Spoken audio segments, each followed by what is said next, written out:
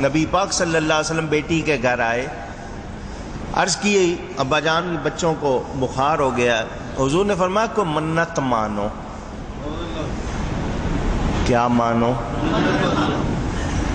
منت مانو. سیدہ نے کہا، مخدومہ کائنات حضرت فاطمہ زہرا رضی اللہ تعالی عنہا، اللہ ان بچوں کو شفا دے، میں 3 روزے رکھوں. کتنے؟ حضرت علی نے کہا میں بھی رکھوں. گھر کی خادمہ تھی فضہ، اس نے کہا میں بھی رکھوں. حسنین نے کہا ہم بھی رکھیں.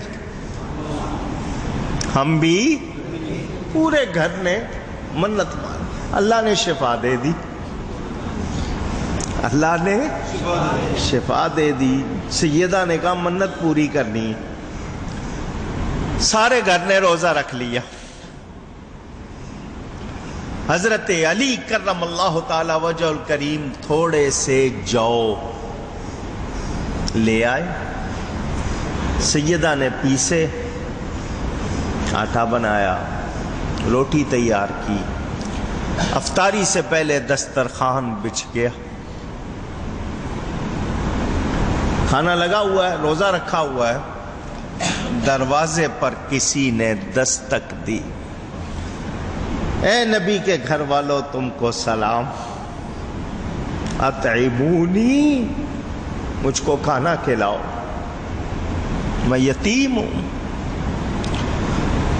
اللہ تعالیٰ تمہیں جنت کے کھانوں پہ کھلائے گا. اطعمکم اللہ من موائد الجنہ.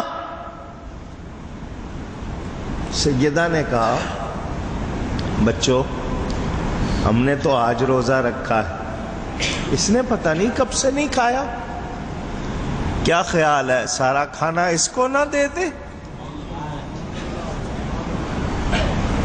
بچوں نے کہا ضرور. سارا کھانا اس کو دے دیا. پانی پی کر روزہ کھول لیا. اگلے دن پھر نیت کر، پھر روزہ رکھ لیا. جو کہ 3 حصے کیے تھے، دوسرا حصہ سیدہ نے پیسا، آٹا بنایا، کھانا تیار کر کے دسترخوان پر رکھا. مسکین آ گیا، سلام کیا، اطعمونی، مجھے کھانا کھلاؤ، اللہ تمہیں جنت کے دسترخوان پہ کھلائے گا. دوسرے دن کا کھانا اس کو دے دیا. پھر پانی پی کے روزہ کھول لیا. تیسرے دن پھر روزہ رکھ لیا. جو باقی رہ گئے تھے جو وہ پیسے، کھانا تیار ہوا. اسیر قیدی وہ آ گیا، اس نے بھی سلام کیا، کھانا مانگا. تیسرے دن کا کھانا اس کو دے دیا. پھر پانی پی کر روزہ کھول لیا. کیسی شان والے یہ لوگ، ہم ان کا اندازہ کر سکتے نہیں. نبی کریم صلی اللہ علیہ وسلم تشریف لائے. فرمایا کیا بات ہے تم لوگوں کے رنگ پیلے ہیں، کمزوری کے آثار نظر آ رہے ہیں، کیا ہوا؟ واقعہ سنایا. اس طرح منت مانی تھی، روزے رکھے، روزانہ کوئی نہ کوئی آتا رہا، سارا کھانا اس کو دیتے رہے، خود نہیں کھایا، اس لیے تھوڑا سا اثر. اللہ نے آیت اتاری، انما نطعمکم لوجہ اللہ، یہ اللہ کی رضا کے لیے دیتے ہیں، ان کا مقصد دکھاوا نہیں ہے.